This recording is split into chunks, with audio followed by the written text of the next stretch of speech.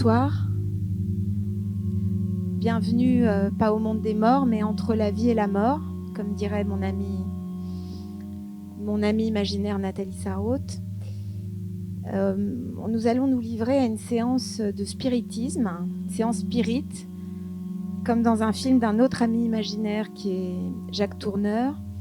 Et donc vous êtes entrés, on vous a donné un programme, et dedans il y a un blanc. Il y a un blanc. Voilà, les blancs, c'est ce que font les écrivains, remplir les blancs. Donc je vais vous demander par un acte spirit, vous-même, si vous êtes dans cette humeur télépathe, de remplir ce blanc, et maintenant ou un peu plus tard, et d'écrire un message à quelqu'un de visible ou d'invisible, plutôt d'invisible, message qui sera lu et entendu, ça je vous le promets, c'est mon travail, par ce fantôme, ce spectre, cette présence qui est là sans être là. Merci Hélène. Hélène, pour ceux qui ne vous connaissent pas, vous êtes écrivaine, essayiste, traductrice et aussi critique de cinéma. Alors merci pour cette entrée en matière. On vous retrouvera juste après notre discussion pour une jolie performance musicale aussi qui sera donc on sera accompagné d'Olivier Mélano, que je vous présente. Olivier qui est violoniste de formation, qui a fait des études de musicologie, qui est guitariste, qui a travaillé avec les plus grands groupes français et qui va nous faire une très jolie proposition. Vous en avez un aperçu, mais une très jolie proposition musicale. Je vais inviter Cynthia Fleury et Antoine Fénoglier.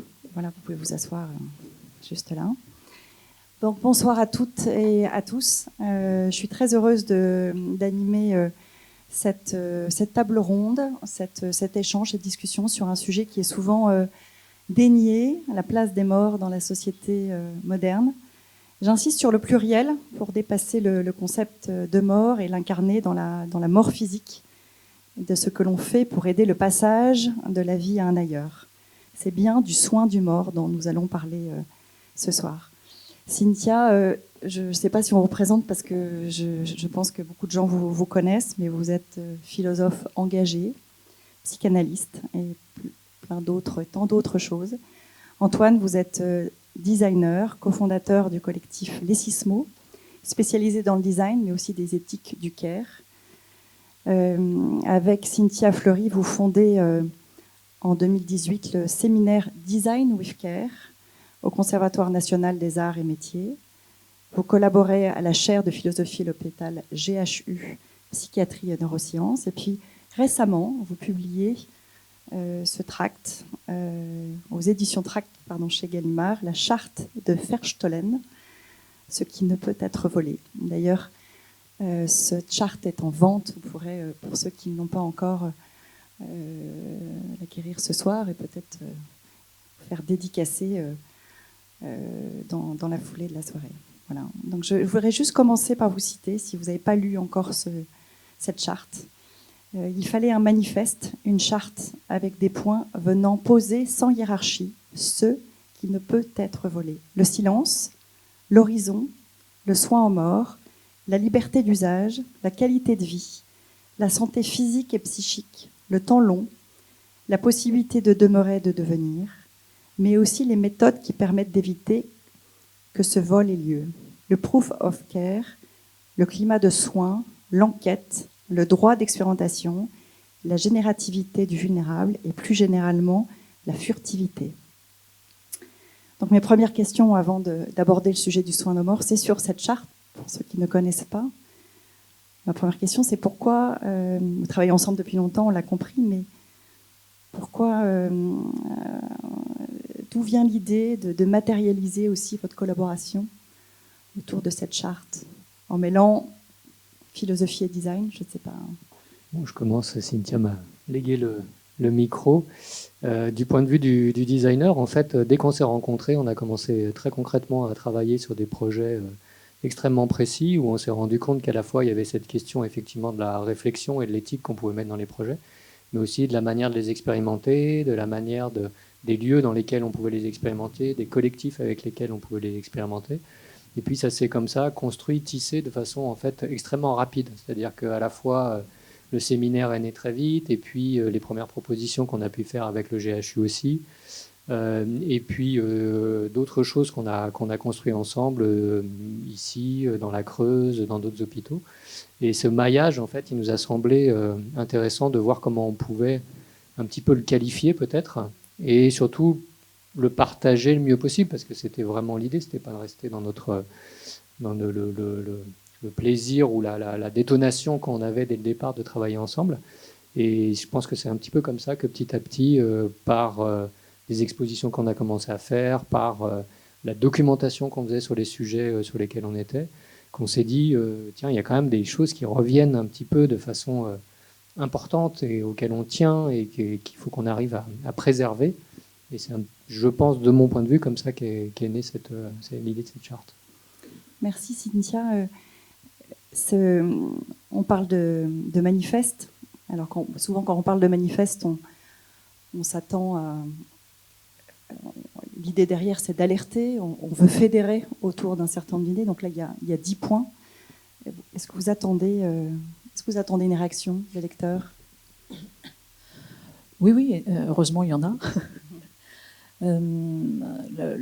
L'objet charte, c'était vraiment, parce qu'on s'est posé la question, manifeste, etc.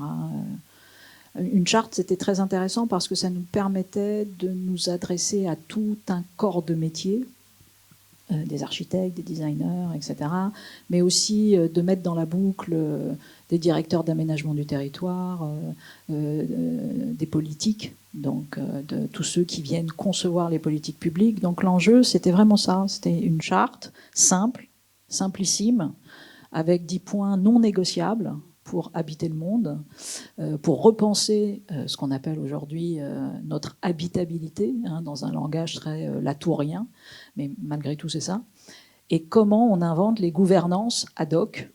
Voilà.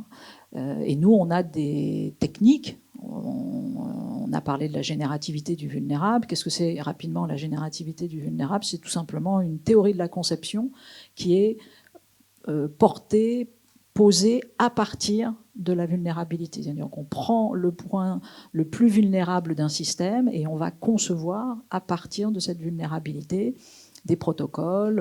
Alors ça peut être un protocole de traitement, ça peut être un protocole organisationnel, ça peut être une application, ça peut être un objet, ça peut être, etc. Ça peut être une maison, ça peut être plein de choses.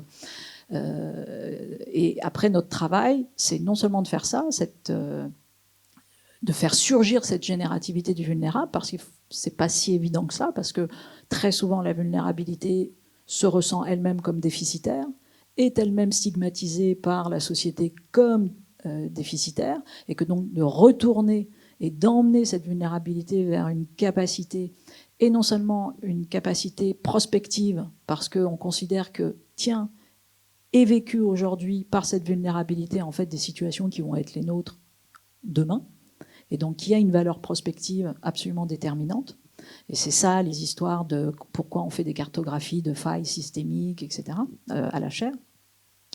Et donc, tout simplement, il fallait, voilà, on a posé comme ça quelques grands thèmes qui nous paraissent absolument déterminants et pour la santé physique et pour la santé psychique des individus, mais également pour les collectifs. Et donc, le but du jeu, c'est de constituer une communauté. Aujourd'hui, c'est quelque chose que je crois qui est devenu assez commun, dans le bon sens du terme, de se dire, tiens, quand on pense quelque chose, on va essayer aussi d'armaturer l'ensemble avec un premier collectif.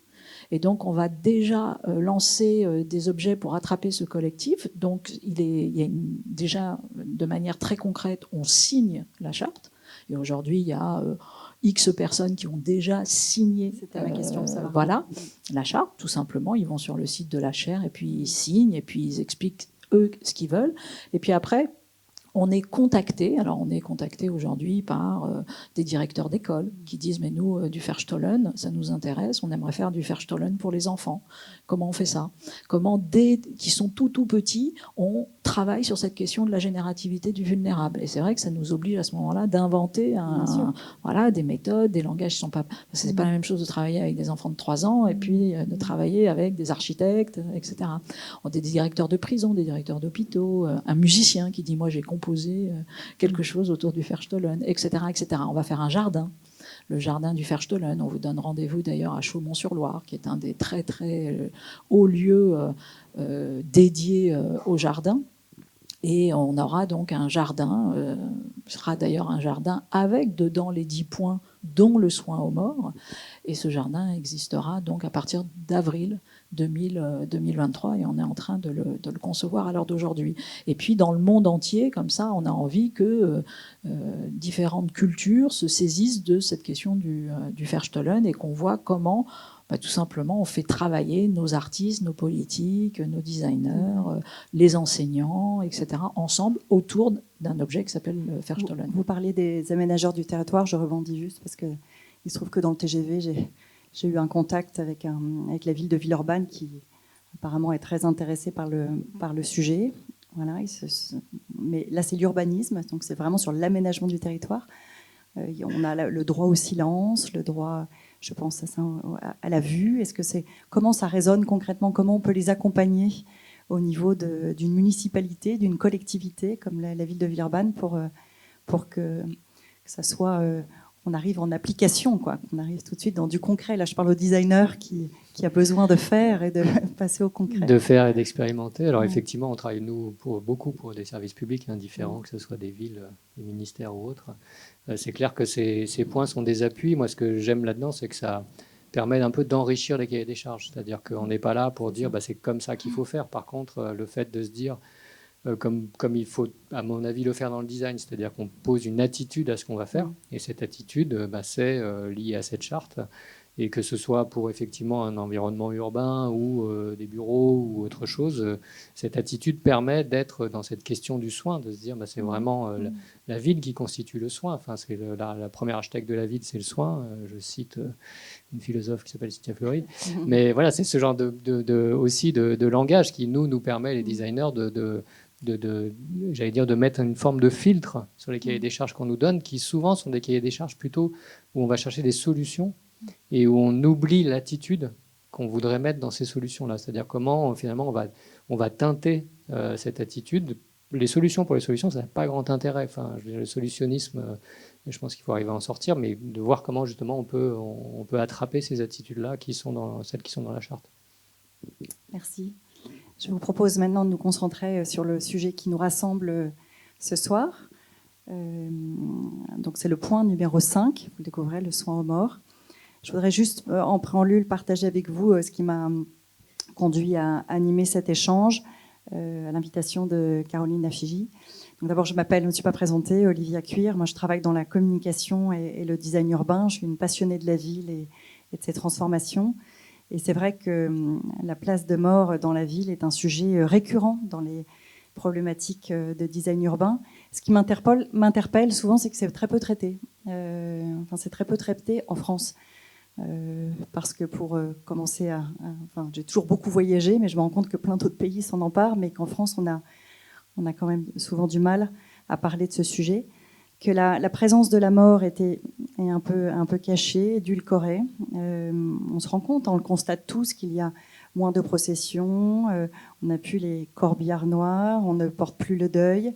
On a tendance à faire disparaître, on l'a vu encore plus récemment, la douleur, la souffrance et la mort. J'ai eu la chance de lire un ouvrage d'un historien spécialiste du funéraire, Michel Vauvel, qui donne une explication à tout cela et dit que c'est certainement à cause du traumatisme de la Première Guerre mondiale, cette confrontation à une mort si violente qui n'avait pas de sens, dit-il, qui avait généré un tabou de la mort dans notre société contemporaine. Tout ça renforcé par la Shoah au moment de la Deuxième Guerre mondiale, et que nous sommes rentrés juste après dans une ère de l'apologie de la vie et de la naissance. Donc c'est une belle idée de renaissance et d'espérance, mais qui a certainement étouffé la simple idée que la mort faisait partie du cycle naturel de la vie. Donc je vous propose d'explorer ce sujet-là. Il me semble que c'est ce que vous avez l'intention de dire aussi, et d'essayer de voir s'il n'y a pas un équilibre à retrouver. Cynthia, vous écrivez dans cette charte, il y a encore un peu de place dans l'espace public pour certains humains, jugés en partage, quelques héros de l'histoire et quelques figures artistiques plus contemporaines. Mais pour le reste, les morts ne demeurent plus dans la cité. Ma première question, elle est un peu cash, mais que faudrait-il faire, à votre avis, pour redonner de la visibilité à la mort et aux morts dans la ville?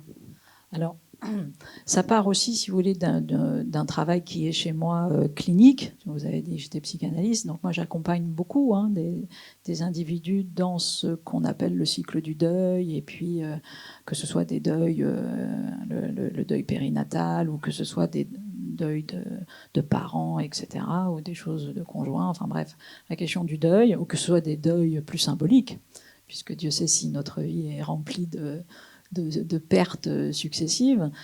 Et la question, c'est vrai qu'au moment je pense que tous, on a fait quand même un peu cette expérience délicate avec la place de la mort. On l'a de nouveau faite de façon très forte au moment de la pandémie, avec, en tout cas pour ceux qui ont été confrontés au début et même un peu à la fin, avec des empêchements, c'est-à-dire l'impossibilité pour des personnes de pouvoir accompagner des patients dans un stade plus ou moins final, l'impossibilité d'avoir accès au corps, l'impossibilité de pouvoir récupérer le corps, enfin des choses assez récupérer quand il le... Je ne vais pas rentrer là-dedans, mais ça a été quand même assez très très compliqué. Ça a donné lieu d'ailleurs à pas mal de collectifs nouveaux qui ont voulu, je pense à un collectif qui a été fondé notamment par Stéphanie Bataille et Laurent Frémont, justement pour produire au Parlement un droit opposable de visite, mais de dire après tout, enfin pas après tout, le deuil est une légitimité anthropologique, c'est-à-dire que si à un moment donné vous enlevez la possibilité à un être de tout simplement se recueillir, témoigner de ce lien d'affectivité et d'attachement très important avec des personnes, tout simplement cette personne va tomber malade, on va avoir voilà. Donc ça partait simplement de là, et puis plus globalement, c'est vrai, on a une ville qui et un monde, une société qui désavoue en fait toute idée qui viendrait entraver la vitesse, l'accélération, etc. Mais en fait, c'est totalement mortifère. Je crois que tout le monde, voilà, il y a une place, il y a une juste place pour la mort qui justement nous donne le sentiment plus de plénitude et non pas d'angoisse délirante, etc. Bon, donc où est-ce que ça peut se loger? Ça peut se loger dans différents endroits. C'est déjà de pas mettre, d'avoir des possibilités demain de repenser des lieux où on peut ritualiser ce rapport aux morts. Et donc ça, c'est des espaces à inventer, sachant qu'aujourd'hui, lorsque vous allez dans des lieux de recueillement, c'est terriblement glauque, terriblement laid, c'est indigne. Ça ne dit strictement rien de la singularité des uns des autres, ou même de ce grand invariant qui est le sacré de la mort. Rien, ces espèces de trucs. Il n'y a même plus de symbolique. Voilà. Donc on vient tuer le symbolique par-dessus. Donc c'est techniciste mais bête. Enfin bref, tout ça fait que donc déjà toute cette esthétique-là peut être tout à fait repensée. Puis après il peut y avoir quantité de présence comme ça interstitielle dans des endroits. Ça peut être bien sûr classiquement des cimetières, mais ça peut être des jardins, ça peut être des hôtels entre guillemets et d'ailleurs c'est hélas et heureusement d'ailleurs c'est ce qu'on fait quand vous avez eu la pandémie. Bon, il y a eu un hôtel éphémère qui s'est mis en place à Saint-Sulpice, qui était dédié justement aux morts de la Covid. Bien évidemment, c'est ce qu'on fait quand il arrive une catastrophe. Et vous voyez, c'est tout d'un coup cette possibilité de se recueillir qui ressurgit dans l'espace public. Mais tout ça, ça fait du commun, ça fait une possibilité pour tout simplement une population de traverser des épreuves aussi ensemble. Ça peut être demain sur classique, mais moi je suis née dans des familles qui portaient le deuil, où on venait, on déchirait un revers de veste, etc. Et on voit bien aujourd'hui que non, ça doit immédiatement s'effacer, ne pas se penser, et on peut l'écrire de toutes les façons. Donc voilà, donc en gros, ça peut... Demain, c'est notre travail de dire, tiens, où est-ce que ça peut surgir, comment ça peut surgir. Et vous êtes des experts du care, on en a parlé aussi, et dans cette expertise du care, donc du soin, il semblerait important effectivement de porter du soin aux morts, bien sûr, mais à ceux qui restent. C'est ce que vous êtes en train de dire aussi, à ceux qui restent, c'est très important, pour préserver les équilibres et pour remettre le centre de gravité de la vie au bon endroit, en fait. C'est ça et comment vous vivez ça? Là, je parle à vous, Antoine, aussi. C'est important de comprendre aussi dans votre travail de l'éthique du care, comment en tant que designer aussi vous voyez ça, quoi. Ce qui est intéressant pour le design dans l'éthique du care, c'est que c'est en fait hyper concret. Donc c'est à la fois une éthique, une philosophie, c'est à la fois énormément d'ouvrages qui sont très structurants, et en même temps c'est très concret. C'est très concret d'admettre que la vulnérabilité est là ou ici, de le voir, à partir du moment où on l'a vu, d'en prendre la responsabilité, c'est-à-dire de se dire on est responsable d'agir sur quelque chose. Et puis le point qui est très clé aussi, qui est de dire quand j'en prends la responsabilité, c'est-à-dire que je suis prêt à professionnaliser ce que je fais dans cette question de la vulnérabilité. Donc c'est valable pour la mort, mais c'est valable pour bien d'autres choses. Et puis cette réflexivité, alors la réflexivité avec le mort ou la mort, c'est quelque chose qui est à mettre en place, parce qu'aujourd'hui effectivement il y a des espèces de murs qui fait qu'on bute un petit peu, mais ça peut être aussi très, très concret effectivement sur ces équilibres à trouver par les éthiques du care sur cette question-là. Et l'autre chose par rapport aussi peut-être à cette question, c'est que cet équilibre en fait il est très, je me méfie de la propension des designers et donc de moi-même à vouloir trouver des solutions, à vouloir changer les choses par la solution. Ce n'est pas forcément le cas. Je pense que dans cette question du soin aux morts, peut-être que le meilleur projet qu'on fait pour l'instant avec Cynthia, c'est que quelqu'un nous demande si on peut aller planter un arbre auprès d'une tombe. Voilà, il n'y a pas de dessin à faire, il n'y a pas de conception à faire, il y a juste à répondre.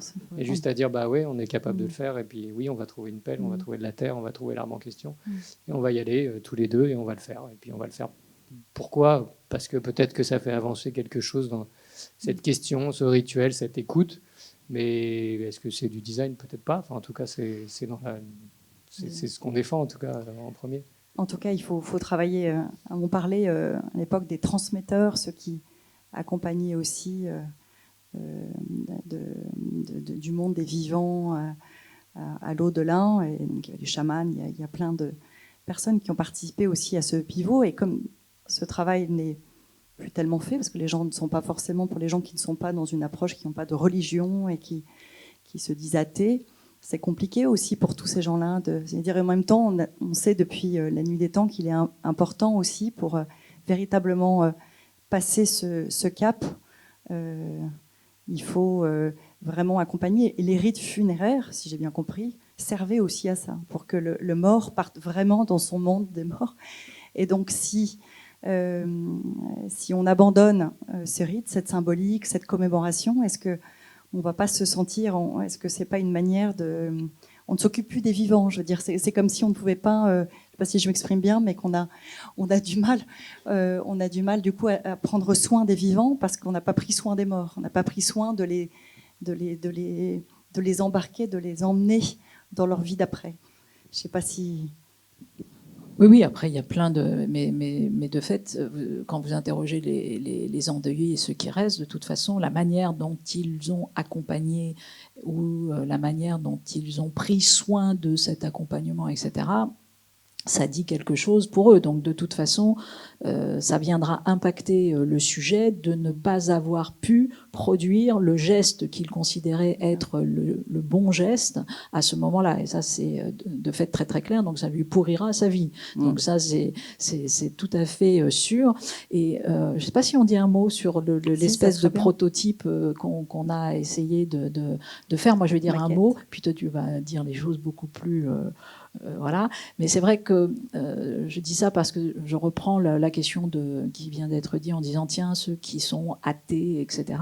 Et très clairement le lien à la transcendance, à l'immanence, voilà, c'est pas nécessairement le lien à la croyance, hein, c'est des liens au contraire à l'humanité des liens, etc. Donc c'est vrai que c'était là voilà une expérience de dire bah, tiens, comment on produit un objet qui peut être mis dans X endroits, un jardin, un salon, que sais-je, enfin bon bref, c'est un proto là, et qui va essayer de symboliser différentes choses, donc Antoine va vous dire, et puis la possibilité pour ceux qui veulent dire quelque chose à, comment dire, des esprits, disait tout à l'heure Hélène, mais comment dire, un lien aux morts, ils vont pouvoir l'inscrire, ils vont pouvoir déposer un objet pour, voilà, ça peut être un caillou, ça peut être,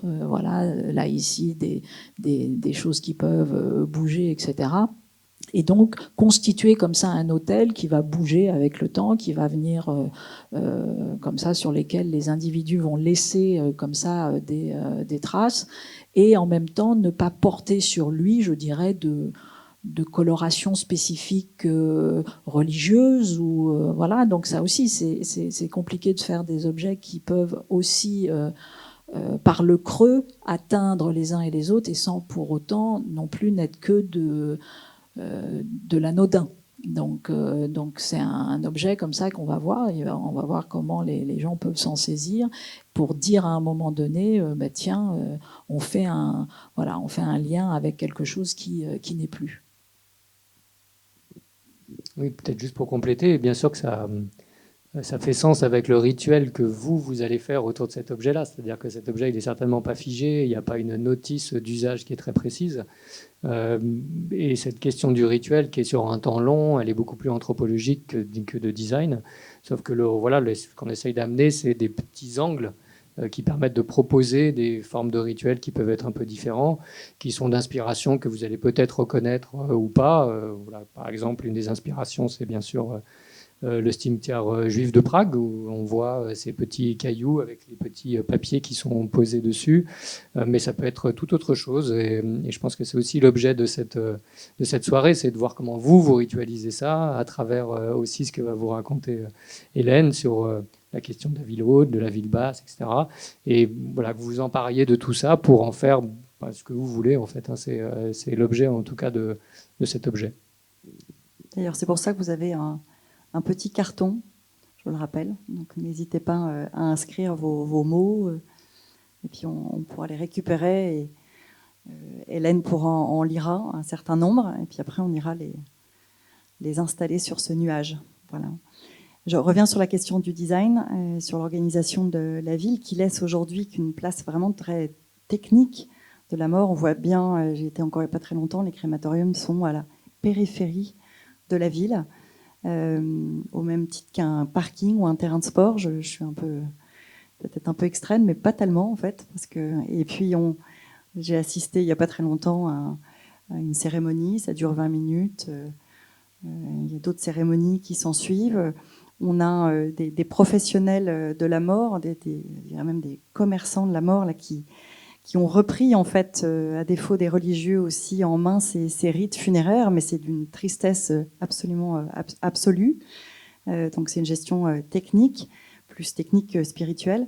Et j'ai l'impression qu'en tout cas, ça nous empêche de commémorer, de la symboliser. Puis alors on voit, je ne sais pas si vous avez vu la semaine dernière, énormément d'articles de presse. Je ne sais pas si vous avez vu la corbicyclette, c'est-à-dire le corbillard qui sur un vélo, qui a fait le tour de toutes les télés. Donc je crois ça a duré pendant 2 jours, mais aussi des idées farfelues de pourquoi pas, hein, de cercueils en carton, de plein de choses comme ça. Hein. Ça paraît, je ne sais pas si c'est anecdotique ou pas. En tout cas, je voulais avoir votre réaction là-dessus parce que est-ce que Cynthia et Antoine, on a la possibilité aussi d'accompagner, de réinventer justement le design avec un grand D aussi de ce rite, de ces rites funéraires pour aider, pour prendre soin, encore une fois, de tous ceux qui restent aussi, parce que c'est important aussi de les accompagner dans ce cheminement, dans ces périodes difficiles. Et en tout cas, j'ai l'impression qu'il y a une place à prendre. C'est sûr que la mort n'échappera pas à l'innovation, hein, on l'a vu. Donc, ça n'échappe pas au drone. Hein. J'ai vu qu'on pouvait répandre ses cendres avec un drone. Ça n'échappera pas au vélo électrique. Ça n'échappera pas à la trottinette, à la ubérisation et à beaucoup de choses. Hein, ça, il n'y a aucun doute. Après, le rituel, il ne s'inscrit pas dans ce temps-là. C'est pas du tout le temps de l'innovation, le rituel. C'est pas du tout ça. C'est le temps, c'est notre temps, quoi. C'est le temps d'accepter comment on fait avec cette question de la pourriture, comment on fait avec cette question du passage ou pas, comment on fait avec cette question de la continuité. Et donc ça se réinventera probablement pas par le design, pour être très clair, mais probablement justement par des choses qui vont être beaucoup plus fines. Hein. Il vaut mieux lire Nastasia Martin que des designers pour repenser la façon dont l'anthropologie va s'emparer de la mort de demain. Le design est quand même ouvert à plein des très pluridisciplinaires. On le voit bien dans votre manière de travailler aussi. Oui, il est très ouvert, mais je ne lui fais pas confiance pour ça, je suis désolé. Mais pour mettre des cailloux sur un chemin, oui, c'est tout à fait. Non, mais c'est ce qu'on disait, je parle de ça. Parce que le design, je pense qu'on a la même définition du design. Donc c'est une approche, mais amener une solution. Non, j'ai compris ça, mais par rapport à ce que disait Cynthia aussi, de nouveaux lieux de mémoire. Enfin, il y a des gens, les gens ont besoin d'être accompagnés aussi. J'ai rencontré des gens qui avaient des choses à dire, qui ne savent pas forcément l'exprimer.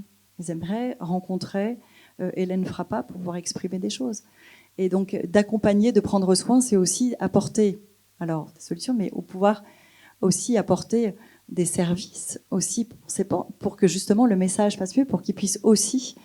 Mais je pense qu'il vaut mieux rencontrer Hélène que effectivement trouver un objet de design par rapport à ça. Mais je suis pas du tout dans l'objet, vous l'avez compris aussi. Mais aujourd'hui, si le cimetière, si on prend l'exemple du cimetière, qui est un lieu, un foncier, mais un lieu important dans la ville.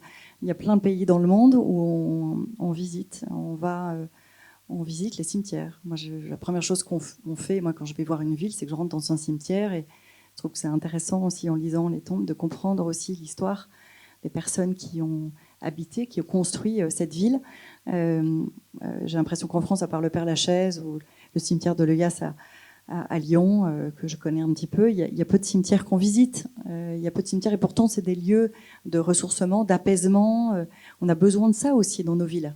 Est-ce qu'on peut imaginer aussi, est-ce que c'est des choses qu'on pourrait imaginer en termes d'aménagement du territoire aussi, d'ouvrir sur ce genre de choses, quoi? Dans ce cas-là, ça rejoint plus, je pense, le point qu'on a sur la question du silence, qui est effectivement aussi la question de... D'ailleurs, le jardin qu'on est en train de dessiner s'appelle le recueillement, recueillir, qui est de voir comment ces espaces-là ne sont pas forcément des espaces qui sont des enclaves, mais qui sont des lieux dans lesquels on va avoir une expérience personnelle qui est liée à des choses qui nous amènent à ce sacré, qui sont peut-être le silence pour certains, qui sont peut-être autre chose pour d'autres, mais qui sont peut-être moins enclavés que ce qu'est aujourd'hui la question de la mort entre ces murs-là. Oui, je voudrais raconter une anecdote, mais qui m'a fait sourire. Il n'y a pas si longtemps, j'étais chez Yann Arthus Bertrand, qui fait un grand projet de rewild, pas loin de ça. Mais enfin voilà, oui. Mais c'est pas pour ça que je vous raconte ça. C'est pas pour le rewild. J'y allais pour le rewild, mais en l'occurrence, dans son bureau, il a un cercueil. Et ce qui est particulier tout de même. Et il me dit, c'est le mien. Ah, je dis, ah bon, très bien. Et donc, il me dit, comme ça, je peux vérifier si je suis bien dedans. Et donc, il me se met dans son cercueil, qu'il a comme ça, debout, il rentre dedans, et il me dit, tu vois, voilà. Je dis, ah bah oui, c'est vrai que... Mais c'était la première fois que je voyais un vivant rentrer dans son propre cercueil, qu'il avait donc commandé selon des normes très particulières, bien évidemment, recyclable, machin, poète, très simple, enfin, c'est ça. Et avec une combustion très... Voilà, enfin, donc c'était... Mais moi, ça m'a parlé, pour le coup. Je ne dis pas que tout le monde doit se retrouver avec un cercueil demain chez soi. Hein. Je ne lance pas ça comme objet obligatoire. Mais tout ça pour dire malgré tout que, voilà, que chacun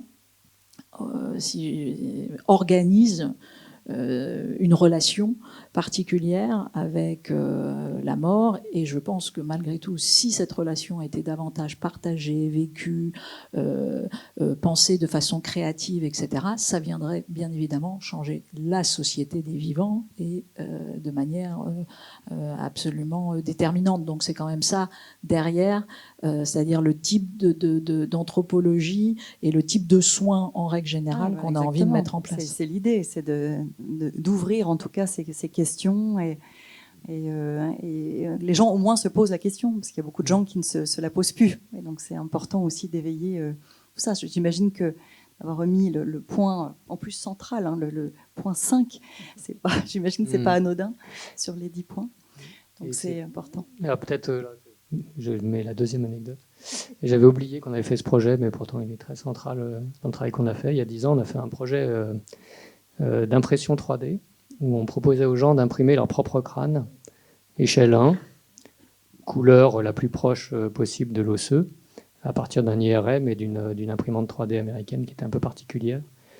Et donc les gens découvraient leur crâne. Et donc après, on a fait ce travail, notamment avec certains artistes, et notamment avec Mathieu Mercier, qui avait décidé de mettre le crâne des gens qui achetaient cette œuvre dans des espèces de grands aquariums qui étaient remplis de phasmes et de plantes vertes, et qui du coup demandaient aux collectionneurs d'aller prendre soin de leur crâne tous les jours pour pas que ces bestioles et ces plantes meurent. Et donc on a fait cet essai-là, et du coup en imprimant les crânes, on s'est rendu compte que le truc le plus étonnant à essayer de capter, c'était de filmer les gens quand ils découvraient leur crâne. Et c'était incroyable. C'est-à-dire que les gens avaient tous des réactions extrêmement particulières, qui étaient juste... Parce que, ce qu'il faut dire, c'est que quand vous faites votre propre crâne, nous on a commencé par le nôtre, ce qui est très étonnant, c'est que vous vous reconnaissez en fait. C'est-à-dire qu'il y a vraiment quelque chose qui est très fort. Votre expression du visage, elle dépend de votre ossature, de façon beaucoup plus forte que ce qu'on pense. Donc les arcades sourcilières, mon crâne qui est à jour ici, en fait on le voit, et vous mettez 5 crânes de 5 personnes différentes et vous dites tout de suite, tiens, ça c'est Cynthia, ça c'est Hélène, ça c'est Olivier, etc. Donc il y avait quelque chose comme ça pour les gens de très étonnant, et qui pouvait soit donner des moments où les gens allaient mettre 3/4 d'heure, 1 heure avant de toucher l'objet, qui était vraiment devant eux, ou alors une forme d'appropriation, c'est-à-dire ils saisissaient leur crâne puis ils le mettaient contre eux, mais vraiment comme un... Voilà, ils essayaient de le rentrer dans leur... Enfin, j'ai des images assez troublantes de la manière dont cette question de notre rapport à notre propre mort s'effectue. J'aurais peut-être dû amener mon crâne là pour vous le montrer, je regrette.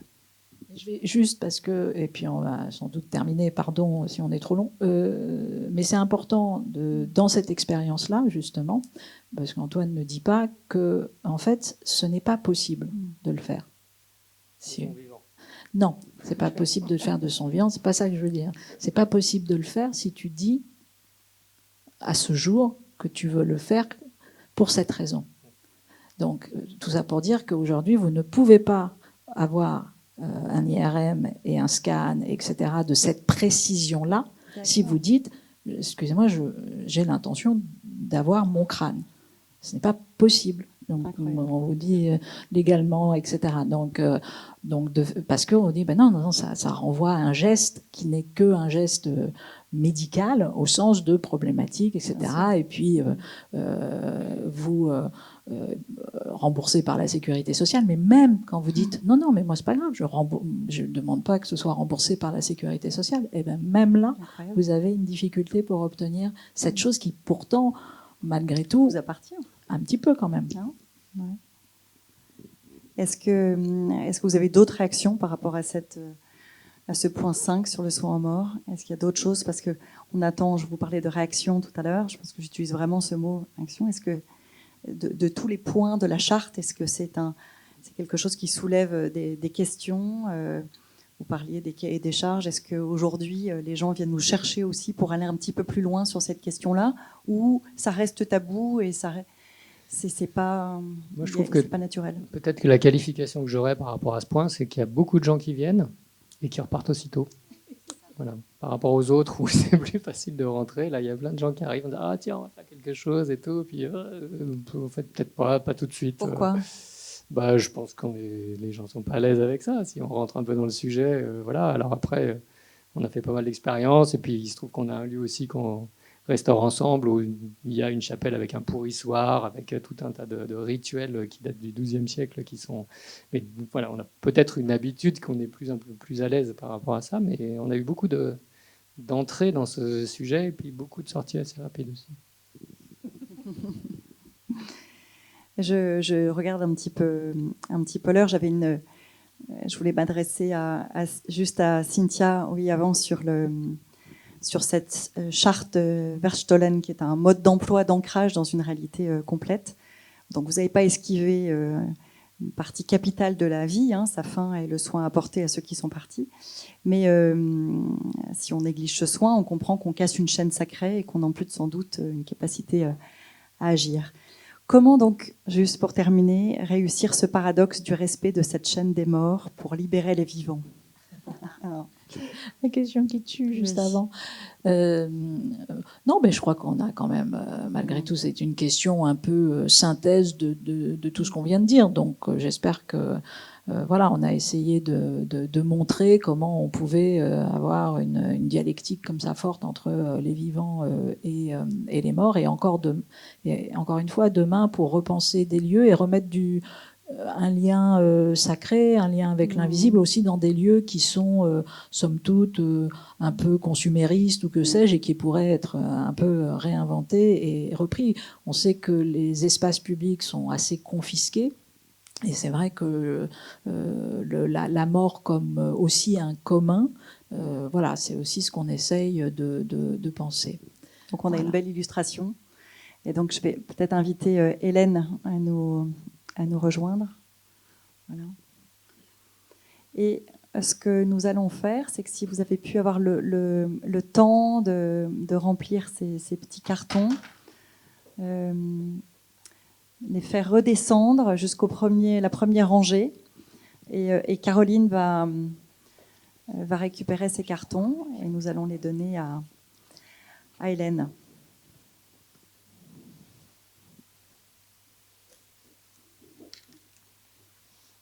En vous écoutant, je ne sais pas où vous êtes. Non, je pensais à une phrase en fait, par laquelle se terminait d'ailleurs mon premier roman, mais que j'avais complètement oublié, qui était que il faut être deux pour mourir, un pour mourir et l'autre pour l'accepter. Cette phrase qui était en fait une réinterprétation, enfin, une réécriture d'une autre phrase d'un grand écrivain américain que j'aime beaucoup, qui est Thoreau, qui dit il faut être deux pour dire la vérité, l'un pour la dire et l'autre pour l'entendre, pour l'écouter, il dit même. Et je faisais ce lien à travers d'ailleurs le sens. J'ai oublié parce que j'ai tendance à. Les écrivains sont des machines à oubli, je crois. C'est pour ça qu'ils ont des blancs et qu'ils remplissent les blancs. Mais tout ça avait à voir avec comment dirais-je, la lettre qui en hébreu, je crois, désigne, c'est de l'hébreu, ça j'en suis sûre, mais j'ai un peu oublié. À la fois la vérité et la mort.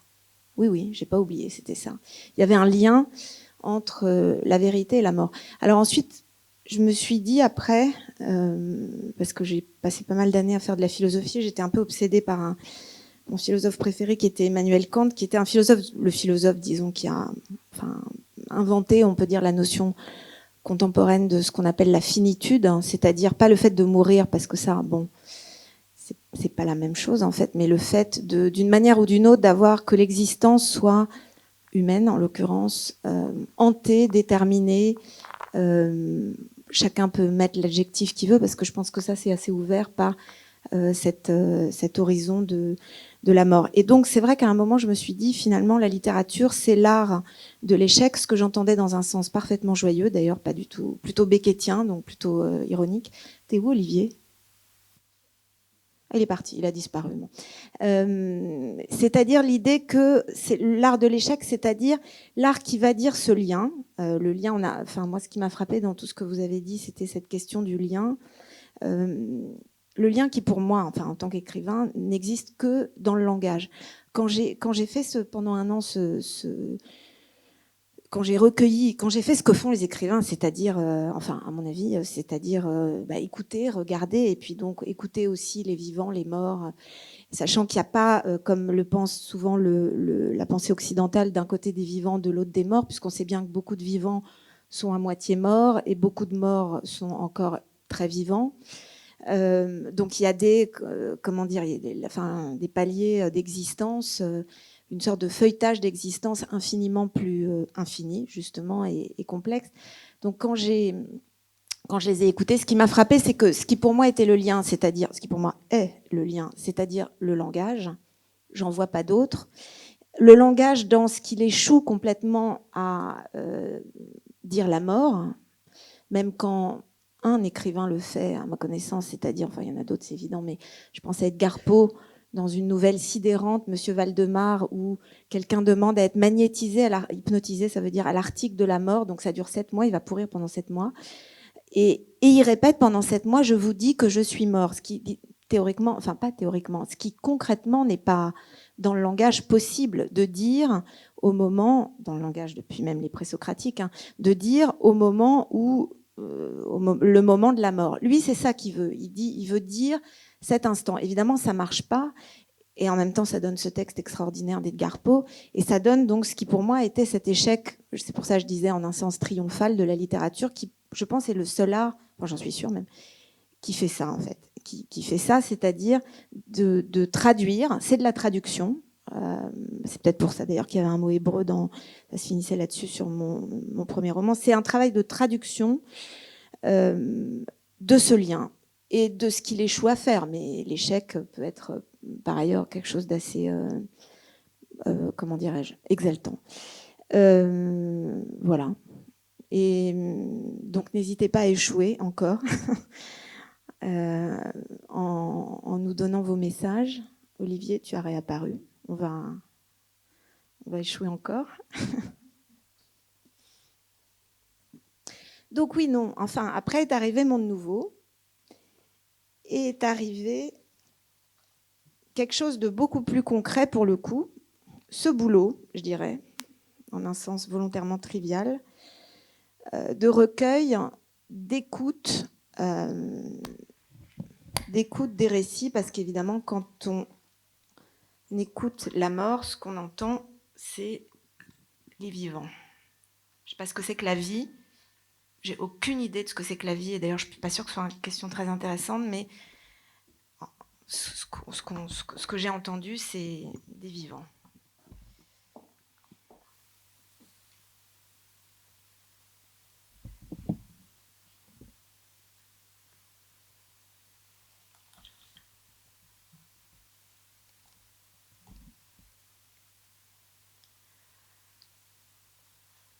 Où sont vos morts ?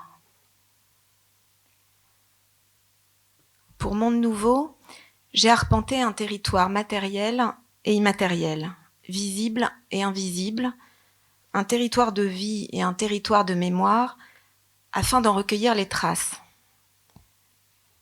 La mémoire est celle humaine et historique de la ville de Saint-Denis. La nécropole royale de la basilique cathédrale abrite 70 gisants qui ne sont pas figurés morts mais les yeux ouverts sur la vie éternelle, sur la lumière éternelle, et un cimetière avec plus de 20 000 sépultures. C'est le mois crypte de la France.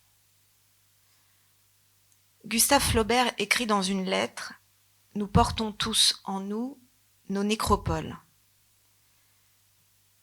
Nos nécropoles à explorer nos cryptes intérieures, intimes, souvenirs de ceux qui nous constituent, ancêtres, lieux et personnages d'une enfance dont chaque être humain s'exile et que la littérature exhume. L'écrivain fait entendre la voix des morts. Il est l'archéologue des nécropoles de l'humanité et l'écrivain public qui les retranscrit sous la dictée des vivants et des disparus. Pendant plusieurs mois, je suis partie à la rencontre des habitants de Saint-Denis, de leur lieu de vie et des espaces de leur mémoire intime, avec cette interrogation. Où sont vos morts? Où sont les morts des générations qui vous ont précédés? Où sont-ils enterrés? Dans le pays que l'exil vous a contraint à quitter? Sur un territoire proche où vous pouvez leur rendre visite, à moins que vous ne leur rendiez visite en imagination et en rêve?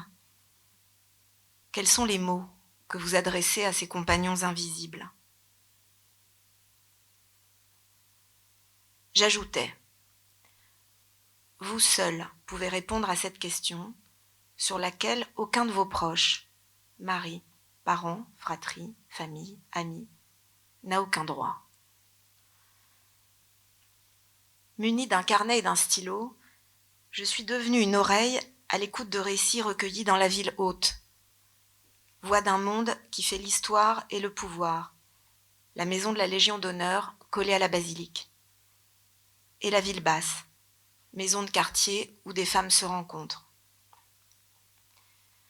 J'ai retranscrit leur voix, obsédée par la justesse, qui est la technique artisanale de la littérature, et son éthique.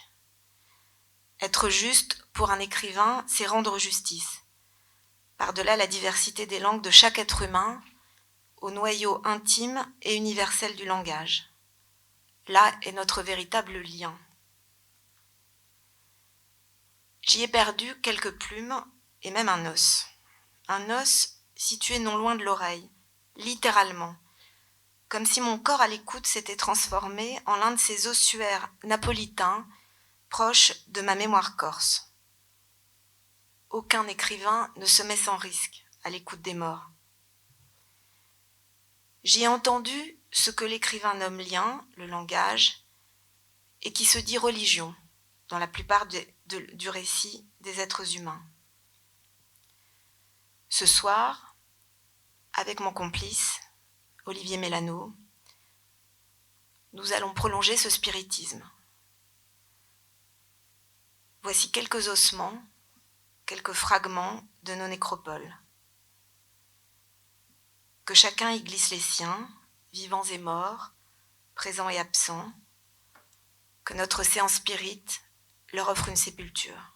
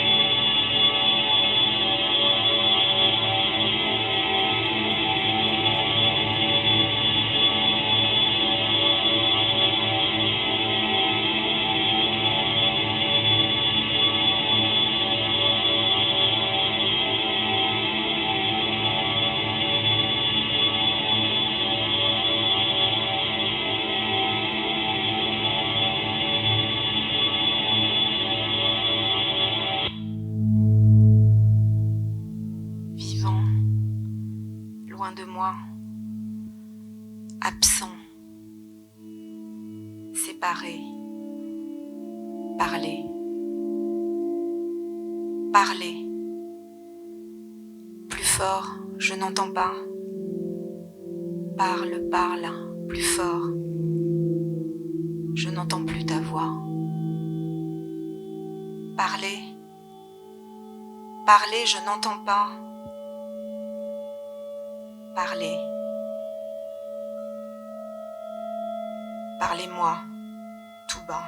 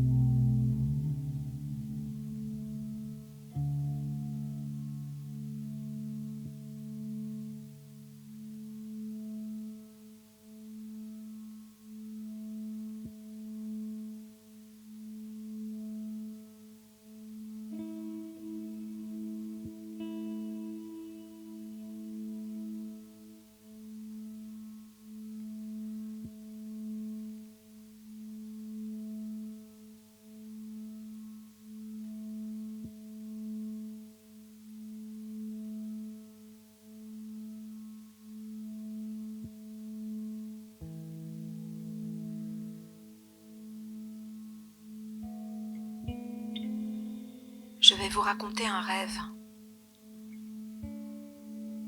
Je suis celle qui rêve dans la famille. Les morts, c'est par des rêves que je sens leur présence. Les rêves sont une porte, une fenêtre.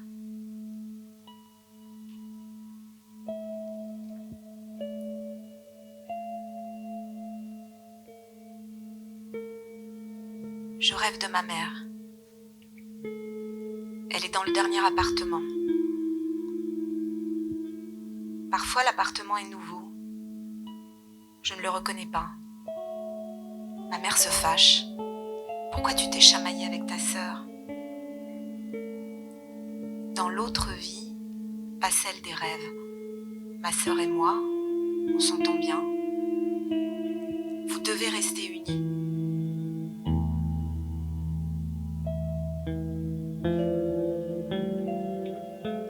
Dans le rêve, mes enfants sont toujours absents. Toujours, je suis seule avec elle. Toujours, l'enfant c'est moi, la mère c'est elle. Toujours, je suis son petit enfant.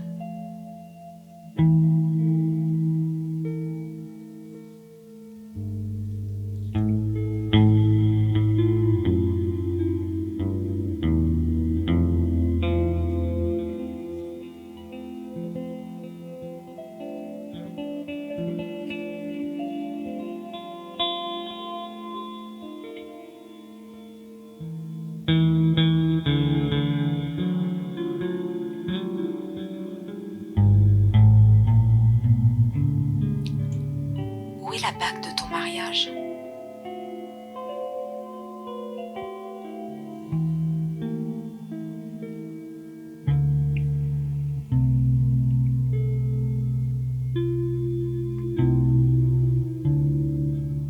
On n'est pas les premiers. Nos vies sont faites des rêves que les morts nous racontent. On n'est pas les premiers. Nos vies sont les récits que nos morts rêvent pour nous. On n'est pas les premiers, on n'est qu'une liste.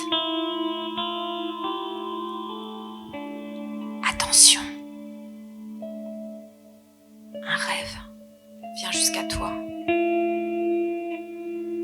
Depuis une autre terre que personne, ici, n'a nommée.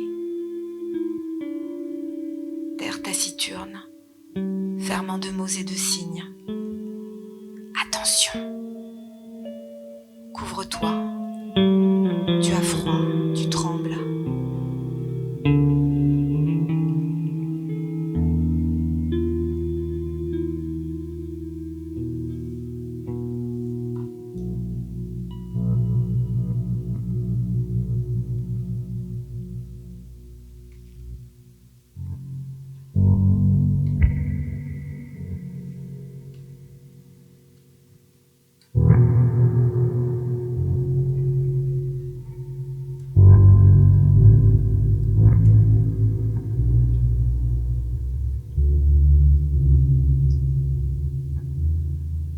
Il y a 7 ans, tu as oublié de me dire.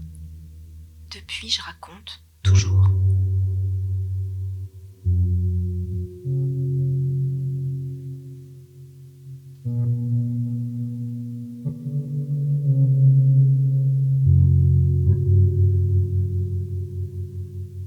Je suis un peu perdue. J'adorerais parler de mes morts, mais c'est vide. Tout est flou. Visage et corps, au loin. Tout est flou. Je ne vous vois pas. Tout est flou. Et va. Et vient. Tout est flou. Et va.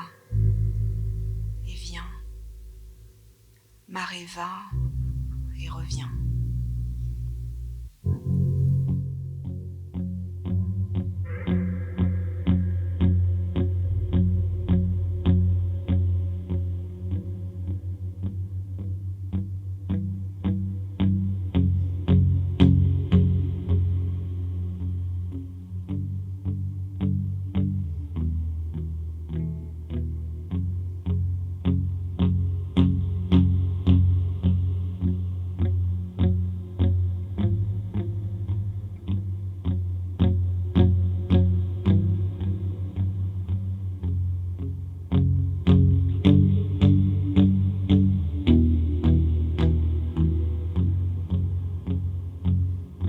Je fais souvent un rêve. C'est l'hiver. Il fait froid dans nos montagnes. C'est l'hiver. J'arrive à la porte du cimetière. Comme le ciel est gris, ma fille. Comme le ciel est vide, maman. Dans le rêve, je frappe à la porte. Laissez-moi entrer. Non. Laissez-moi entrer.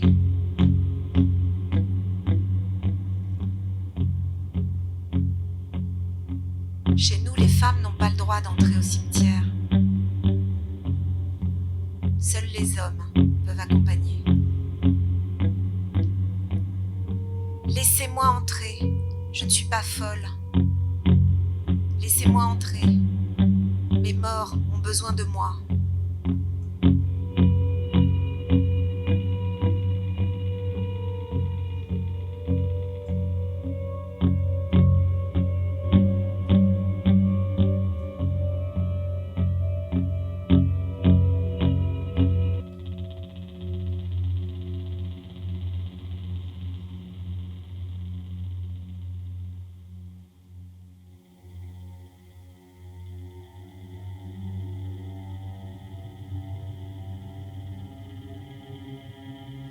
Que la paix et la joie remplacent la colère et la tristesse.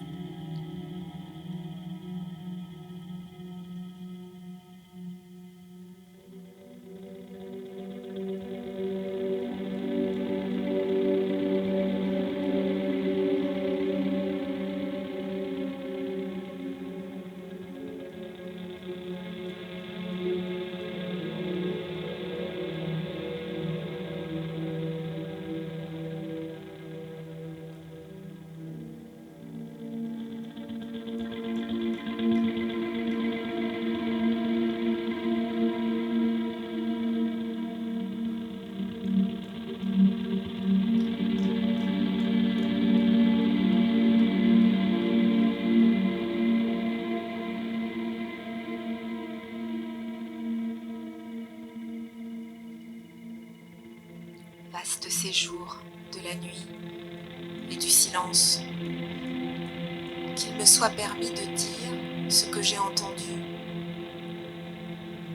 Ombre silencieuse, empire des âmes, qu'il me soit permis de dire ce qui est enfoui aux sombres profondeurs de la terre.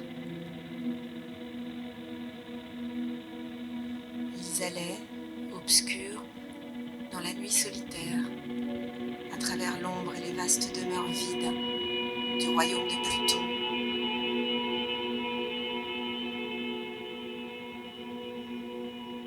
Que demandent les âmes?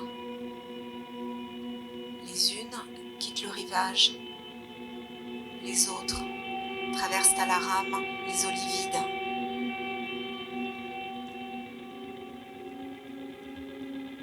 J'appartiens au flot. Sur le rivage, les vents me tournent et me retournent.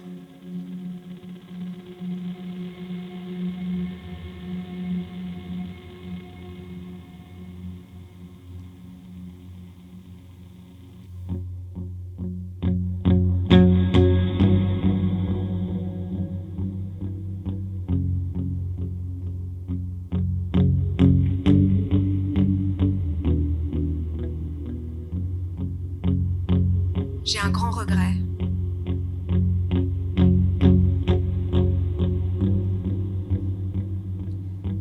Je n'ai pas pu accompagner mes parents.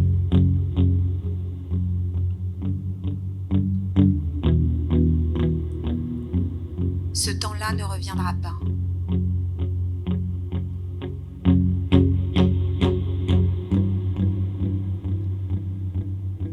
Au bord de la tombe, j'aurais voulu rester, prendre le temps. Les morts ont peur, il faut leur parler, chercher le mot juste, les rassurer.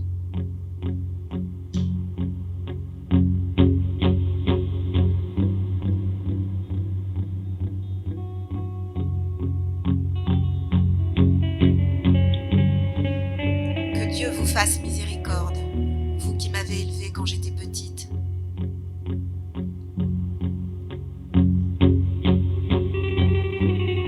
Au bord de la tombe, il ne faut jamais pleurer.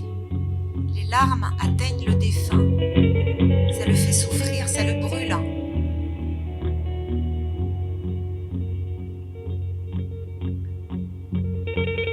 Mon regret est une ombre, tapie dans un coin de mon cœur. Quand ça brûle dans la poitrine, là, juste au milieu, quand on ne dit rien à personne, c'est ça le regret et son ombre.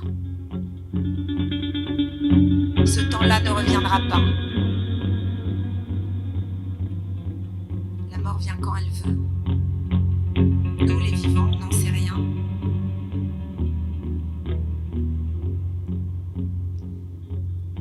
Au cimetière, j'ai fait le plus de chemin que j'ai pu. Le village est tout en haut. J'ai gravi la montagne, j'ai marché, presque jusqu'à la porte, je suis allée. Je me souviens des remontrances des hommes. Tu nous mets la honte. Ouvrez-moi cette porte. Les morts ont besoin de moi.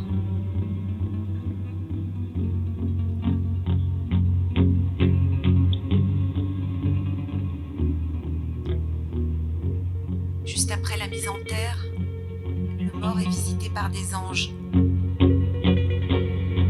Je crois à la vie après la mort. Je crois aux anges qui questionnent.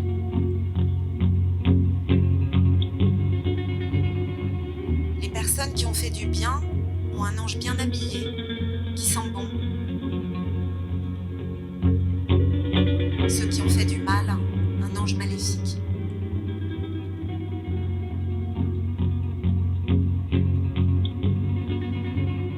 Sous terre, les anges posent aux morts des questions.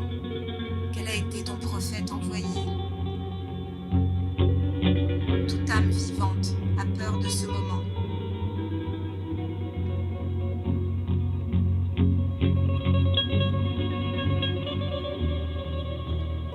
Le mort répond. On voit le bien, on voit le mal,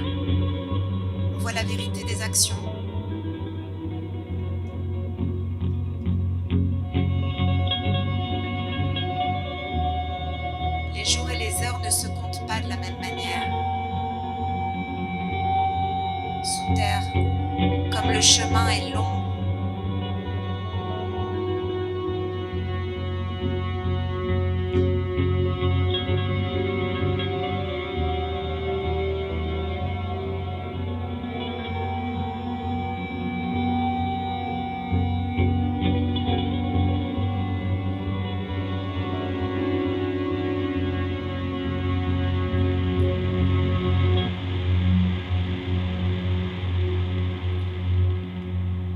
Merci, merci, merci, merci, merci, merci, merci, merci, merci, merci, merci.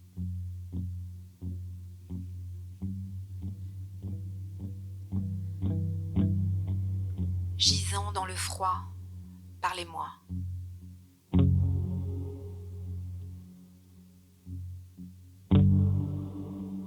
Vos voix dans le froid, vos voix.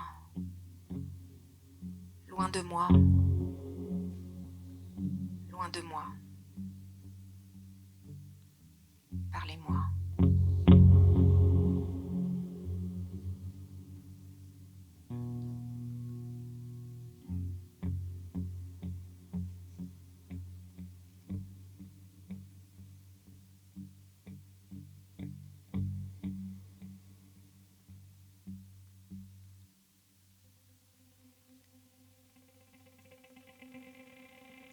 Si tu rêves d'un mort de ta famille, et s'il te dit « Viens dans mes bras », tu es sûr que tu vas mourir.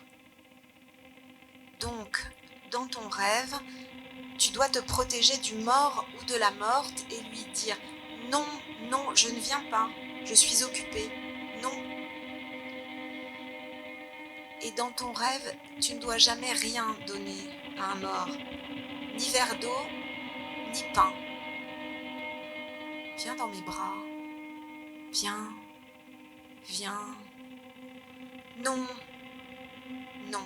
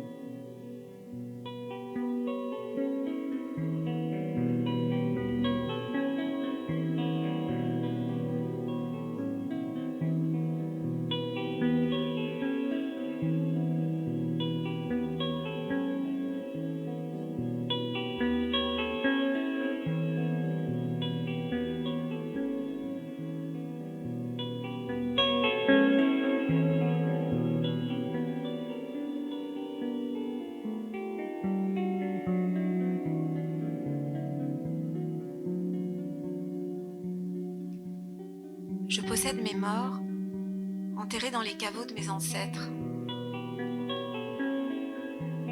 Si je trace un rayon de 30 km sur la carte de l'Aveyron, tous mes morts sont là.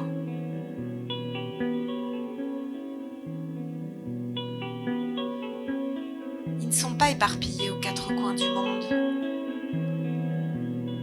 Ils sont allongés, bien sages, dans les paysages de mon enfance. Les pierres de Rodez, orangées au crépuscule, les cascades, les rivières, les collines, les ponts.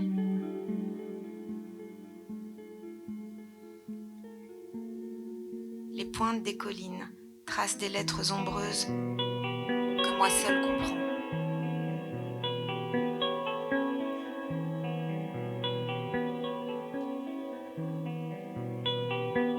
Les couleurs des forêts meurent à chaque saison, puis renaissent.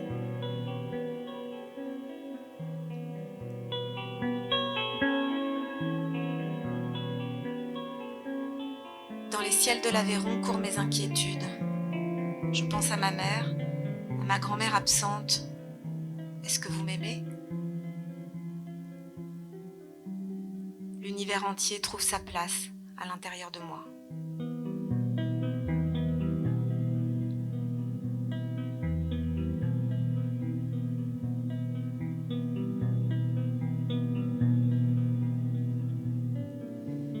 J'ai enterré ma grand-mère maternelle dans son village d'enfance, près d'Aurillac, dans le Cantal, avec les cendres de mon grand-père.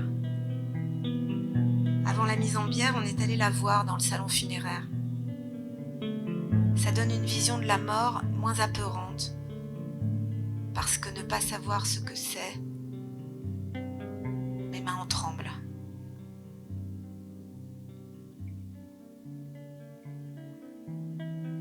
Je possède mes morts, enterrés au fond de moi, mes morts intérieures auxquelles je rends visite parfois, au fond du parc, près des tombes du vieux cimetière.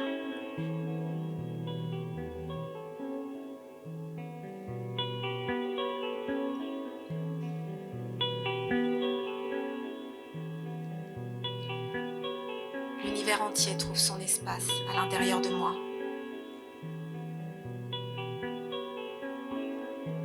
Un nouveau moi ressort de chaque expérience. J'ai dans le cœur, au fond du cœur, tous mes morts intérieurs. L'introspection, c'est communiquer avec mes moi d'avant. Avant la fin de l'enfance, avant les guerres, avant le silence.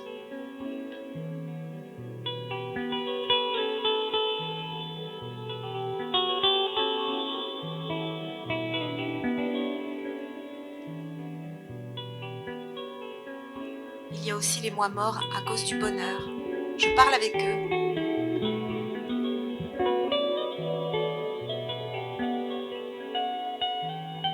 Les arbres du parc changent de couleur. Mes mains ne tremblent plus. Il est temps que ma vie commence.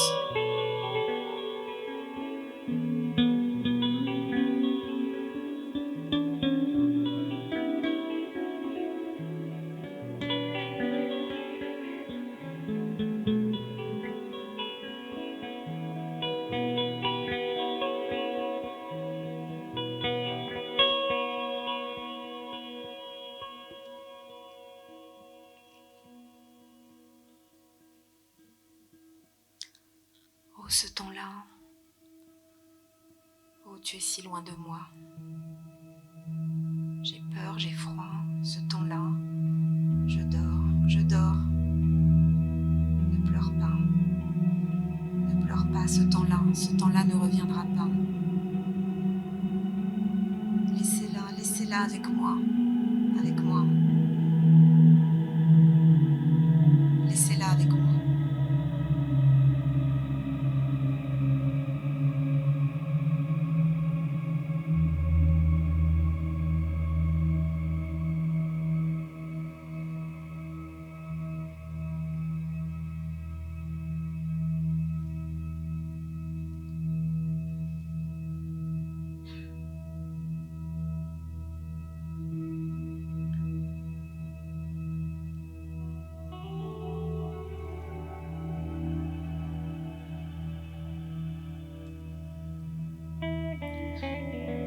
J'ai déménagé dans une très jolie maison, j'aurais jamais pensé habiter là.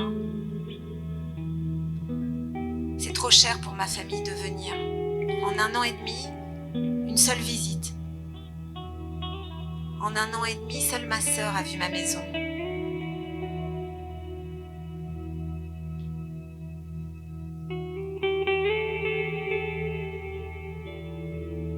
Je m'endors. Je suis triste. Je fais une sieste sur le canapé de mon beau salon. J'entre dans le monde des rêves. Ma mère est assise à côté de moi. Ma mère me regarde. Les beaux yeux de ma mère voient ma nouvelle maison. Dans le rêve, je dis « Merci mon Dieu de m'avoir montré son visage. Merci, merci, merci. Ça fait un bien immense. »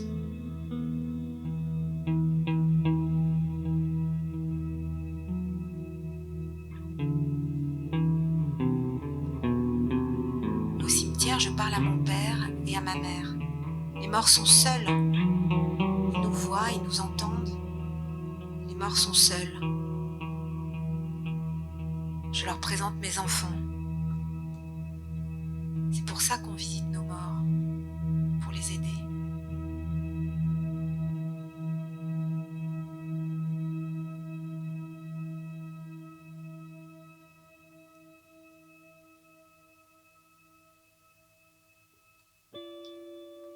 Je conserve précieusement une place intérieure aux amis disparus.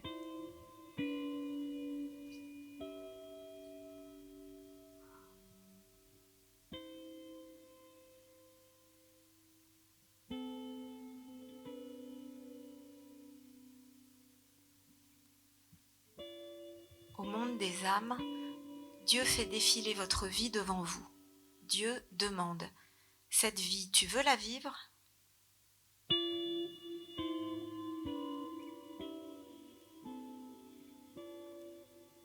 On ne meurt jamais. Seul meurt le corps. La mort est une porte sur un nouveau monde, une nouvelle vie. Parfois, les morts franchissent la porte. Les morts reviennent nous visiter. Les morts reviennent.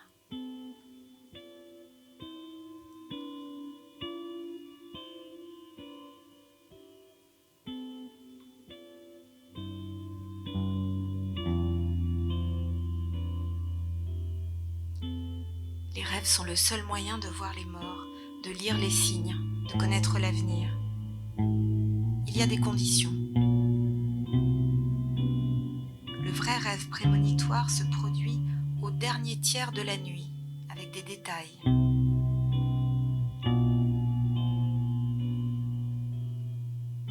Quelqu'un te dit « Je vais te raconter un rêve ». Tu dois répondre « Bonheur et paix ».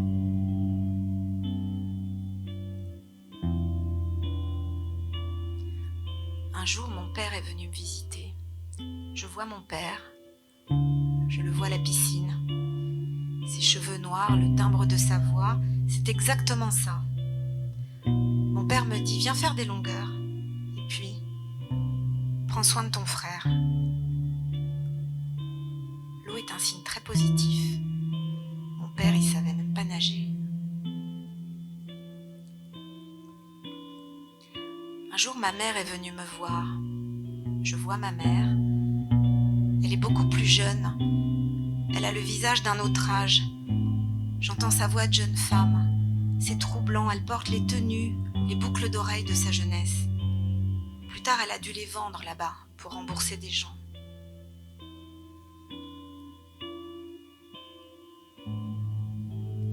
Le rêve, c'est une botte secrète. Botte n'est pas le bon terme. C'est pour asséner un coup fatal. Là, c'est pour asséner un coup à la fatalité.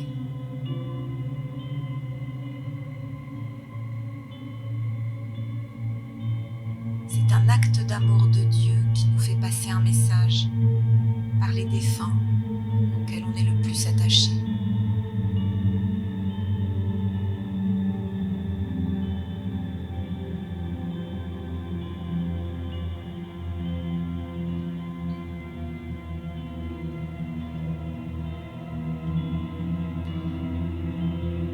Mes enfants, quand ils vont chez le dentiste, ils passent devant le cimetière. Je leur ai appris la formule d'usage. Vous nous précédez et nous vous suivons.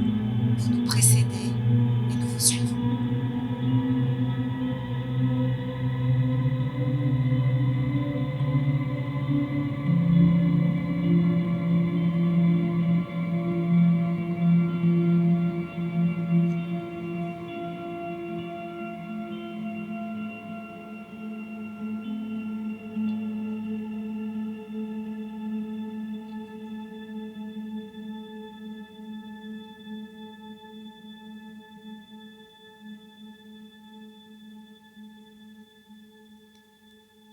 À vous tous qui nous avez précédés, je pose la question.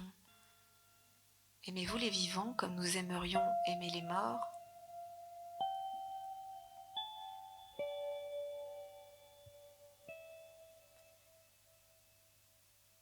Ils sont avec moi, constamment. Ils sont avec moi. C'est eux qui me parlent.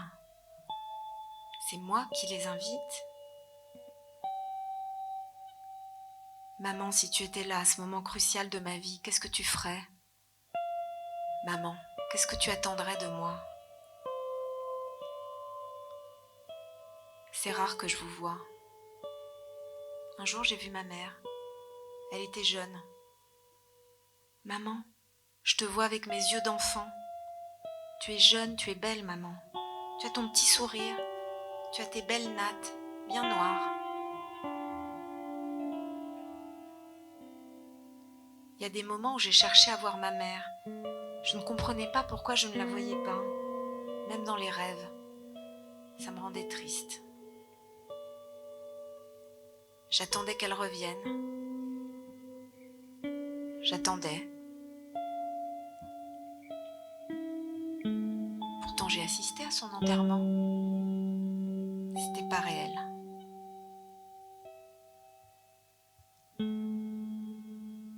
L'été d'après, en Tunisie, quand je voyais une dame dans le quartier, c'était toi que je voyais. Je voyais un sac de courses et c'était ton panier en osier. Je te voyais partout, c'était trop dur. Je te voyais dans la rue, partout.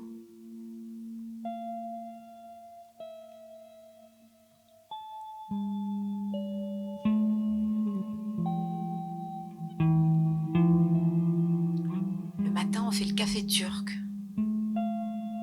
C'est toi qui le préparais. Tu achetais le café pour le moudre. Tu ajoutais des écorces d'orange. Ton café avait un goût spécial. En Tunisie, on a une très grande cuisine. On y passe plus de temps qu'au salon. Ton café le matin, cette odeur. Tu as fait faire une table basse chez le menuisier avec des petits tabourets. Même la forme de la table basse ne ressemble pas aux autres. On avait souvent des discussions dans cette cuisine. Des fois, on se disputait. Quand je suis arrivée après et que la cuisine était vide, après, la cuisine remplissait juste son rôle. Ça n'était plus une pièce de vie. On passait juste pour cuisiner. Toute la maison avait perdu son âme. Toute la maison était vide.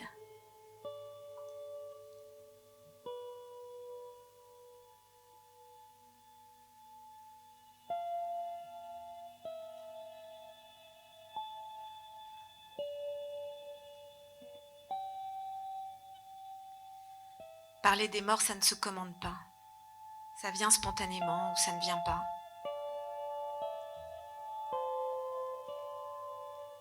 Les personnes disparaissent physiquement, mais elles ne disparaissent pas.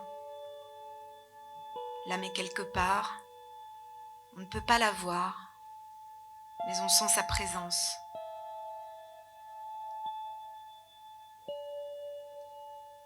C'est une belle croyance. Ça me permet d'accepter la mort. C'est dur de l'accepter. Ça me coupe le souffle. C'est ma vie qui en dépend. J'ai besoin d'y croire pour que ma vie continue.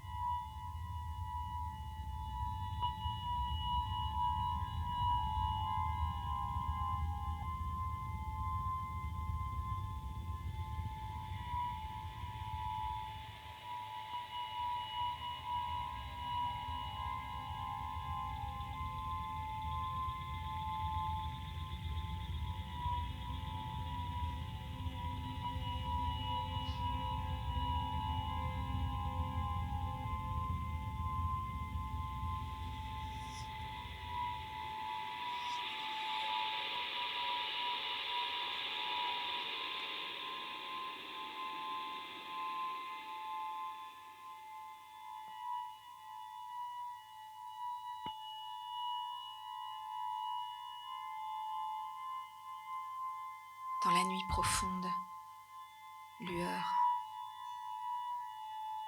Dans la nuit profonde, c'est l'heure de partir, de te dire, vient l'aurore, les chants doux chants des oiseaux dans la nuit profonde. C'est l'heure de partir, de te dire, tu es mon enfant.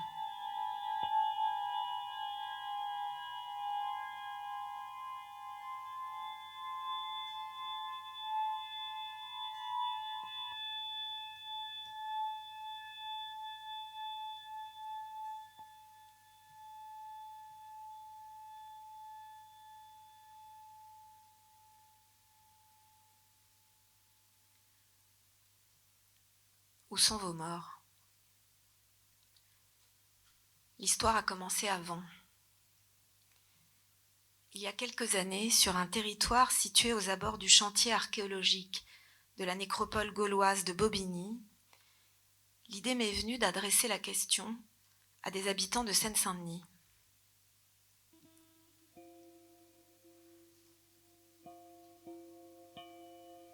À l'ombre de la tour blanche de l'illustration, dont la grosse horloge ronde indique l'heure jusqu'au jardin ouvrier d'Aubervilliers.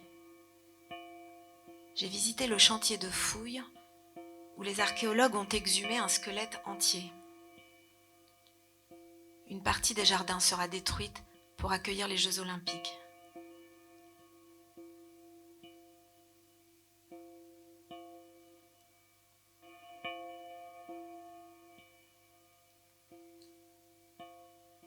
Un jardinier partage sa vie entre son potager et la cité HLM de Pantin qui veille sur l'enclos arboré, telle une antenne radiophonique orangée au crépuscule. Il n'a pas l'air étonné de ma demande. Sa fratrie orpheline a institué une tradition. On a pas mal de photos dans un sac qu'on n'a pas voulu mettre dans un album. Alors tous les 2 ans, on se le refile. J'avais une mallette chez moi qui traînait avec tous les papiers de ma mère, de mon père. Il y a au moins 400, 500 photos. Ça suffit. Tu vois la vie en noir et blanc.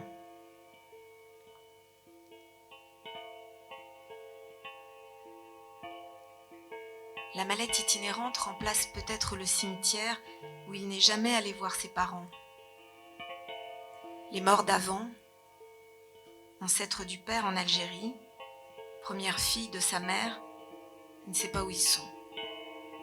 De toute façon, il conclut, sans lever la tête, d'énormes légumes. Comme je suis tout seul, j'ai pas d'enfant, j'en parle à personne des morts.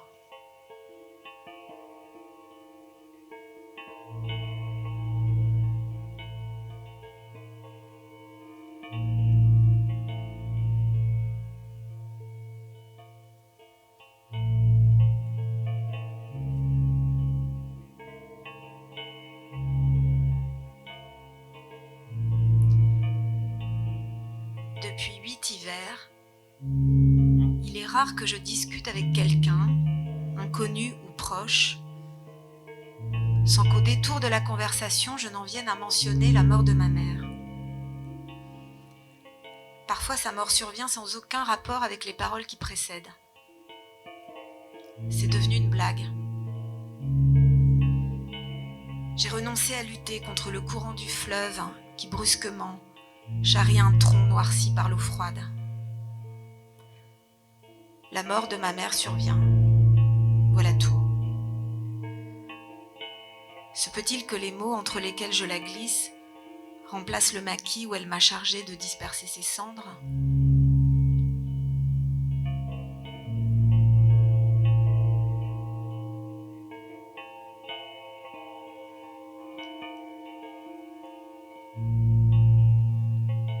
En Corse, comme on dit en Sicile, ce sont les morts qui commandent. Les plus belles maisons leur appartiennent. Enfant, je marchais des heures dans le maquis, avec pour seule compagne les bêtes errantes. Et voilà qu'en haut d'un chemin au goudron éclatant, notre route qui conduisait à la mer où nous n'allions jamais ressemblait aux vieilles blouses rapiécées de ma grand-mère, une façade hautaine me toisait.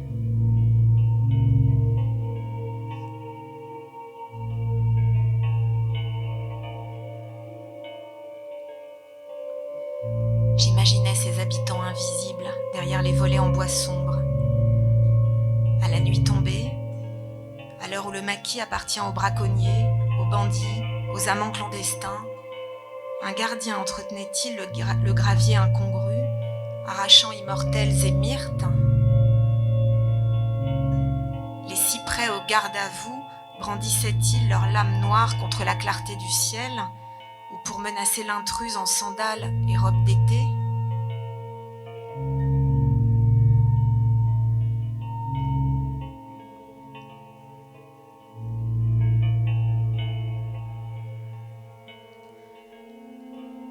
En Corse et en Toscane, ce qui distingue le paysage, intérieur et extérieur, c'est la présence des cyprès.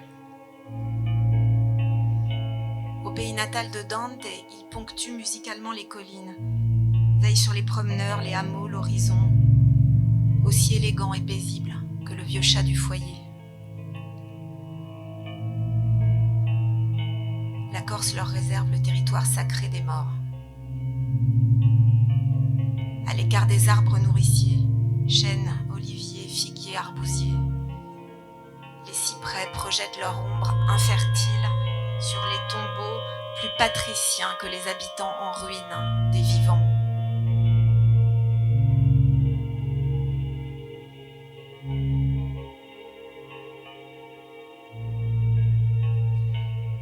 Leur raideur solennelle marque la frontière entre le maquis profane et le royaume des Mazzere. Petite, ma mère était terrorisée par les sorcières. Avant l'arrivée des cauchemars, elle écoutait l'histoire des femmes qui reconnaissent sur la face d'un animal un visage familier. Il faut tuer à coups de bâton ou de pierre l'humain changé en bête et organiser l'enterrement fantôme du vivant pour conjurer sa mort prochaine, que les Mazzere prédisent entre 3 jours et 1 an.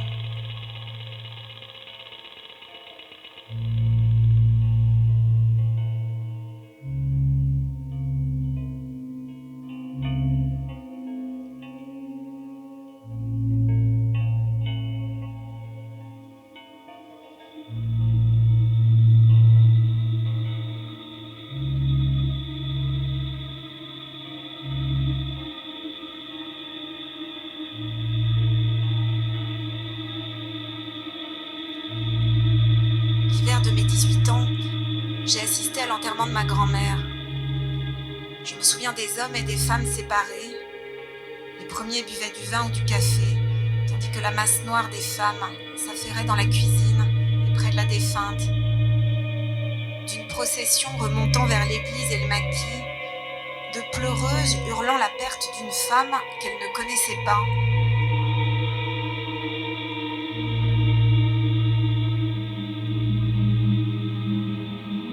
L'île de ma mère, hantée par ses rituels de déploration et de peur, s'était figée à l'âge d'une orpheline qui a vu la mort de son père en face et en a perdu le langage.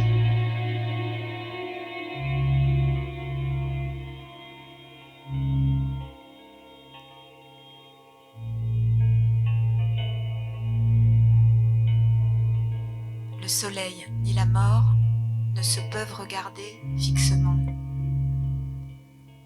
La maxime de La Rochefoucauld a hanté mon enfance. L'orpheline de père que j'étais oubliait que sa mère avait vu, à l'âge de 10 ans, son propre père foudroyé par une crise cardiaque. L'écrivaine que je désirais être n'avait pas pressenti encore que la substance même de l'écriture, cet œil aussi intime qu'impersonnel, est la seule forme de vie et d'art dédiée à la tâche impossible. Regardez, regardez vraiment, regardez fixement, regardez en face, vivants et morts, absents, sans lesquels les présents n'existent pas.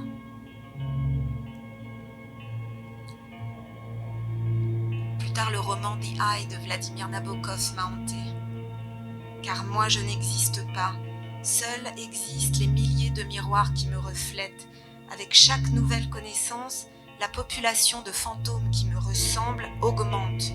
Quelque part, ils vivent, quelque part, ils se multiplient. À moi seul, je n'existe pas.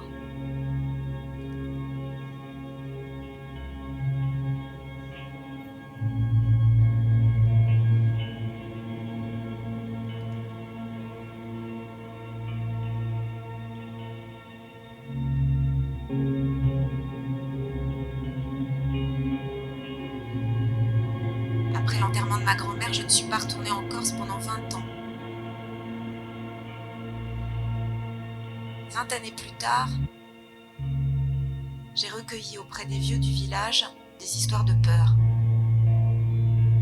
À la rentrée, je les ai offertes aux élèves d'un collège de la Courneuve. Chaque élève a raconté les récits d'où son prénom provenait. Il a dit ce qu'il a perdu, ce qui lui manque. Il s'est souvenu des mots qui l'ont accueilli comme de salvatrices maisons. Avec ces fragments de perte, on a écrit des histoires.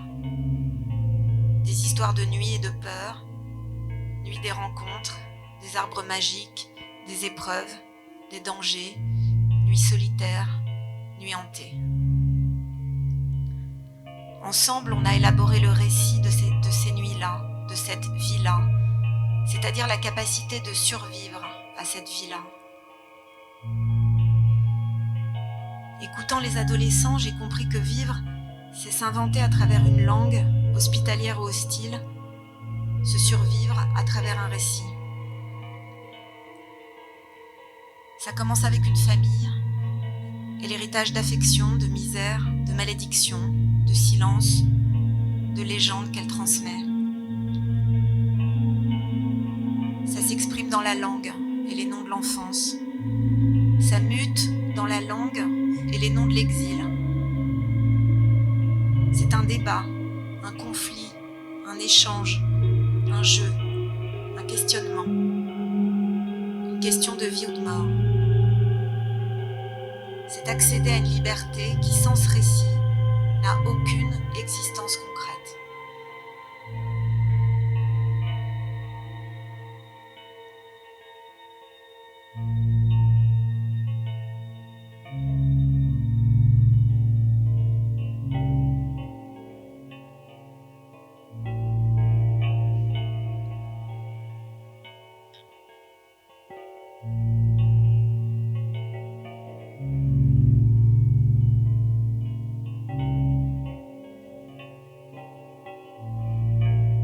Des années plus tard, les récits de peur du village de ma mère se sont transformés en un livre, écrit durant l'année où ma mère se mourait.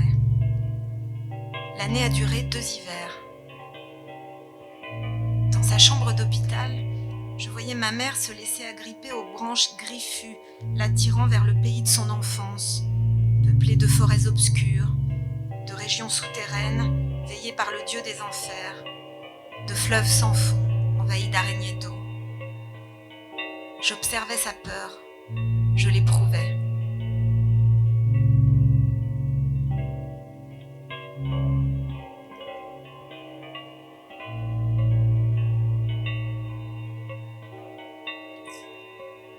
C'est une histoire ancienne, un récit d'appartenance. On appartient à la peur qui ne nous appartient pas. On, bête informe, ni homme, ni femme, créature d'obéissance et de honte.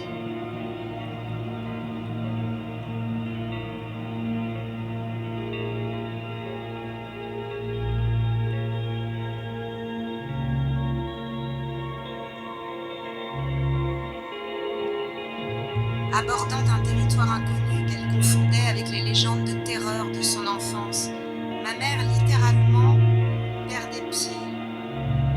Ma main tendue sentait la sienne se dissoudre en ombre.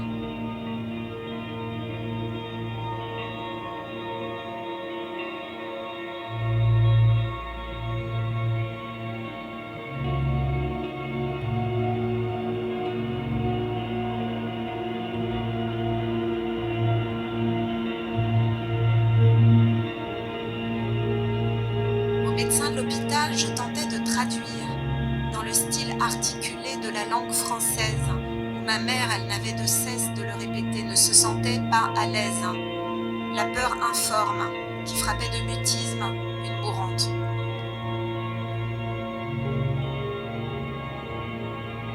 De la Corse, il ne restait à son enfant exilé, à l'instant du passage, que les cauchemars des mazzere, les chasses nocturnes, l'œil et les mauvais présages, la misère des vivants, la richesse illusoire des disparus que défendent les cyprès.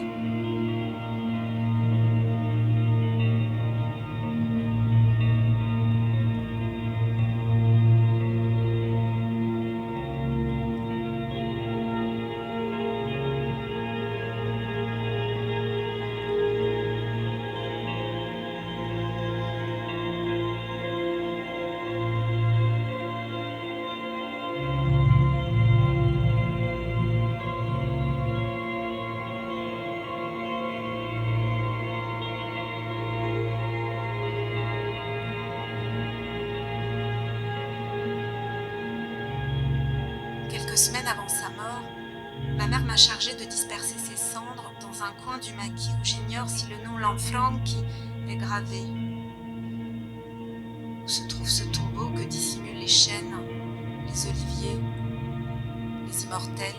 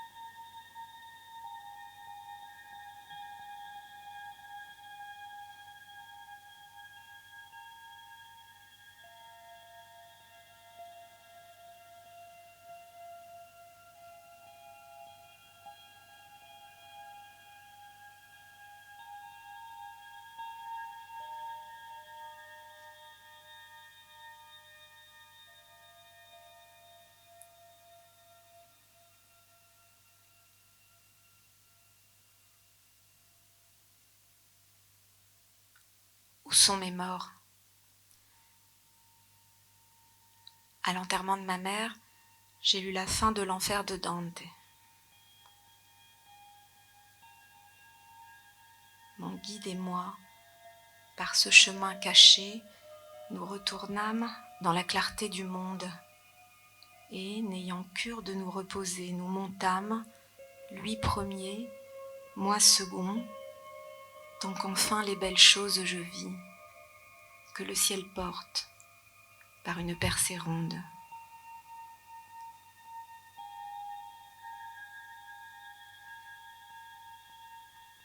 Et ce fut, vers les étoiles, la sortie.